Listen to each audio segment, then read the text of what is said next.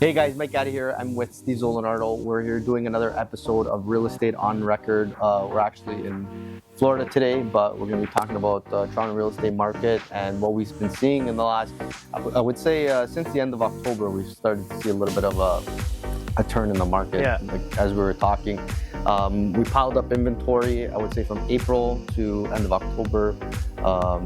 Later part of October, we hit the peak at 26,000 units, just over 26,000 units in Treb. And we've been taking off some nice chunks week after week. We're now first week of December, right? So we went from that 26,000 down now to where we're at 22 and change, right? 22.5. Was it 20? Is it still 24 or no? No, we were down to 22. 22 and something. It was Monday. Yeah. So yeah, we're definitely seeing some inventory come off. Yeah. And I would say we're starting to see some buyer incentive come back into the market. Buyers getting off the fence. Last couple weeks, like a lot of our buyers that have been on the fence for, I don't know, let's say like the last 4 or 5 months, actually made moves, right? So November was our busiest month of the year, second to February. Yeah. Which is not our typical, I would say, real estate trend. Typically we're a little bit more spring, fall, but getting into end of November, picking up and getting busy into December is not our annual trend, let's say, right? Yeah. So what are you seeing going forward? Yeah, I think, this, if you do a year on review, like kind of thing, it's just like we had like a blistering first quarter like we did here in Florida, then it kind of like tapered off and kind of like just went, it was just dragging ass for a while, right? It's like a very lull period. And then, like obviously our conversations every morning in our meeting, it's just kind of moving forward clients, obviously listings, not getting showings. What are we going to do? What are we going to strategize? The money into marketing. It's been a year of like, if you weren't mentally strong, you were going to break down and just crumble because it was a challenging year. I don't think I've had a challenging year like this, to be honest. And again, I didn't feel it. I don't know, but I know if you kind of look at it, I did a little checkup with Elisa yesterday, and I just kind of went through like, the spikes of like when the transactions, everything was coming. It's just, you can kind of see that it was you'd have a spurt, then it was, like it was up and down. Up, So down. yeah, it's interesting. Again, I feel like same thing. Like now, the fourth quarter, we kind of knew it was going to get hot. Again, We felt it coming. We felt it, yeah. And we follow Blackstone and BlackRock, and I was talking about this even with the mornings with Steve there. The CEO called for an upcycle in real estate. We know it's an upcycle. Yeah. Here it is. It's coming. And we're in a product that we've built physically, so hopefully we can ride this nice vein of gold and then be able to make a few good moves until the next, settling, let's call it. I think we're going to have a blistering year. I mean, how many bidding wars have you been through now? We've held to ourselves in November. We held to ourselves, and we're offering on to also that we got one and we didn't get the other, but and we sold both of our offer presentations. So it's definitely picking up with the offer presentation. Again, it's for those better properties. It's not working for all the properties. Yeah, for sure. It's like stuff that's like kind of mediocre. There's a bunch of it out there. It's still sitting, but the ones that we had good products, like more, like you said previously, more value for more features for the better price, offering more value. Those are the ones that definitely popped off quick. Mike Ferrier, my original coach, having more features and benefits for a lower price. It's the only way to do business, especially in like lull period markets that we were just in. And we saw that. And this is what you talk to clients when they're buying property. Sometimes they get anxious and they want to push into things, and you're like, stay away from it. And we've had a few clients this year like that, and they kind of regret it later on.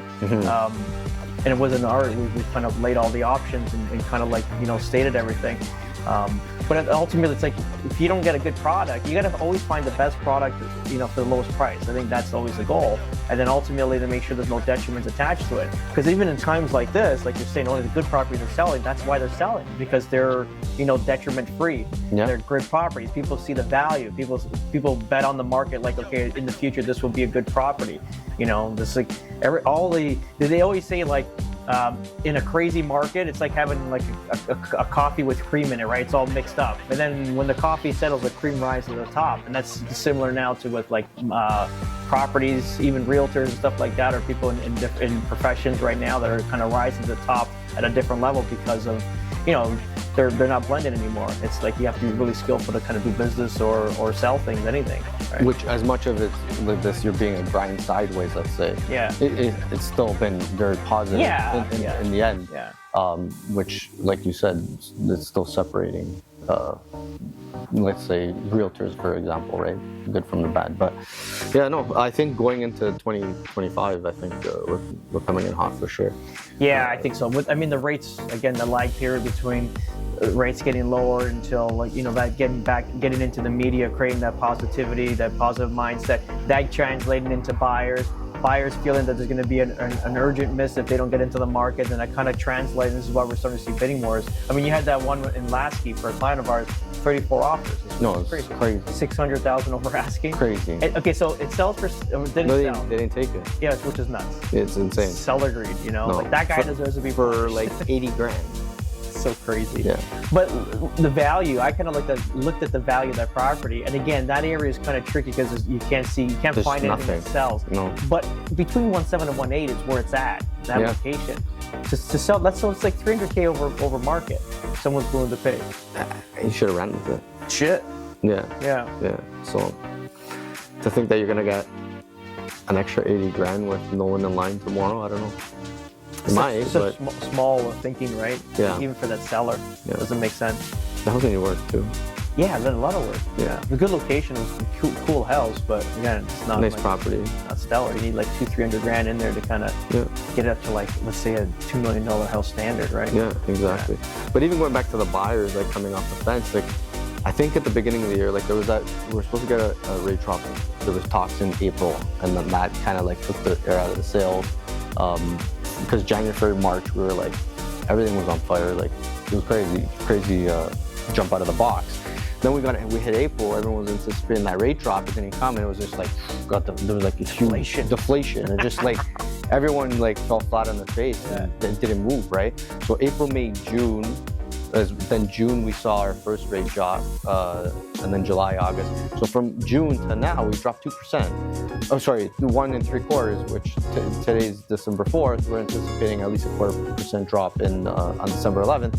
There's gonna be a 2% drop. Like, the buyers are actually starting to see a savings in their pocket, right? Before, we were anticipating that buyers are going to buy on emotion and the anticipation of the rate drop, but obviously they'll leave the Bank of Canada. So now they're actually seeing those savings more so in the variable rate. Fixed rates are still. What's a 5-year fix now? 5-year fix, they're still in the high 4s, low 5s. Okay. Yeah. But I think obviously that's working off the bond market, but I think sooner than later, if we keep dropping rates, we're obviously going to reinvert back to the variable rate being a lower rate. TD, their 5-year fix that they report on just their website, it's like 509 for a 5-year fix.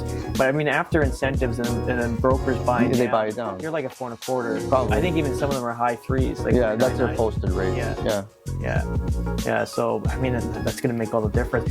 Remember, going to a federal election next year too, right? Yeah. That's going to be huge. And I think the talks is like February 15th. The Liberal Party is going to oust Trudeau out of power. I think that there's a lot of unsettling in that the political group, the Liberals themselves, they're eating themselves inside out. So I think there might be a call for action earlier than, let's say, the proposed election. So we'll see what happens. I think we need new blood there too to kind of like revive the country. It's been in such a dark place for too long, economically, everything. So I think it's time for change, kind of bring that country back up, and then that'll bring more optimism in the market too. Then get people back out doing stuff. So I keep getting the question too, like, with his inventory coming down, like, when do you think, like, what's happening with price? Like, that's like the biggest thing. Like, everyone thinks like when I say that inventory is coming down, like, and we're talking about bidding wars, it's also not like bidding wars to the point where it's putting pressure on price yet.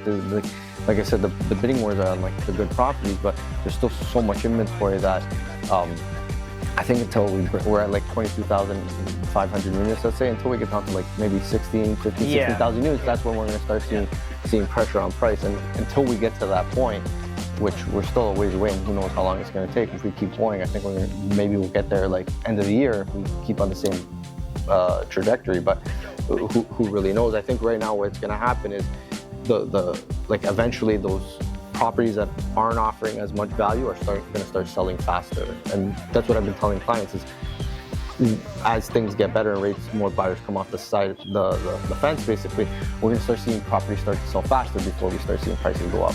Yeah, So- I think so. I think also like for deals, like yeah, they're selling the bidding war, but there's so much inventory. Even to your point, you can still get good deals. You can kind of go Fantastic in. deals, fantastic deals. A lot of sellers are still beating up too Yeah. with the whole process, so they just want to get out. Some of them want to get out. They've been beat up. Some sellers should take them off the market, to be honest. Yeah, I think so. Even like if you're not realistic with price right now, you're just wasting your time and other people's time, to be honest. So Yeah. I think that's what part of a lot of the inventory is, to be honest. Like we've run into it ourselves. It's like you're listing a house for $3 million, but you want 3.3. Like just take it off the market. Like you're not gonna sell it now. Yeah. The house is worth 2.7. Like why are you wasting your time, right? So it's stuff like that I think we're still seeing a lot of, to be honest, and that's not a huge chunk, but that's definitely a chunk of the inventory right now. Yeah, like some stragglers from the yesterday's pricing. Yeah. Yeah, it is what it is. I think we'll be in a decent year next year. I can't see anything kind of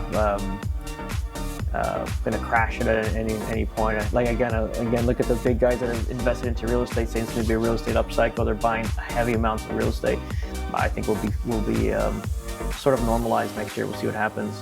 Again, so we dropped off in 2022 30 points. We must have come up about 15 points from the drop off, 15, 20, I think. Something like that. Yeah. We're still definitely down, yeah. Probably, Like on a $2 million about 10-15%. On a $2 million purchase, we're probably down, and we're down to like what, 1.7 maybe. What's that? 15%? Yeah. Yeah. Okay. Yeah, I think that's where we are still. Like, It makes sense. Yeah. Yeah. Yeah. So that's not bad. If you kind of look at it, if you had this property pre-COVID, pre-2022, like these things were worth 1.5 or 1.6, and now they're worth a 1.8 right now, or whatever, 1.7, 1.8. So it's still like kind of up. It's kind of it's that whole thing. The T that goes crazy goes drop, but the drop off is not As low. Yeah, as let's say 5 years prior to It's that. higher than your last lowest. Yeah. Yeah, even in November, looking at the sales volume, we're up 40% year over year. Wow. So it's pretty positive. Yeah, that's awesome. Yeah.